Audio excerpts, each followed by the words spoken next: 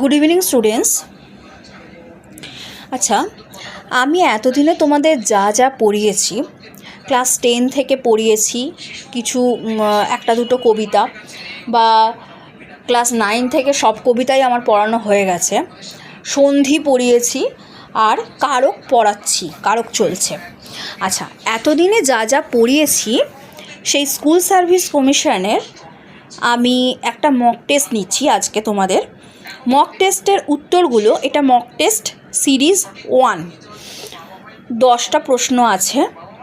তোমরা কমেন্ট বক্সে উত্তরগুলো জানাবে। আমি তোমাদের প্রশ্নগুলো দিয়ে দিচ্ছি, দেখো। উঁচু যুক্ত কপালে কি সন্ধি হবে? 1 নম্বর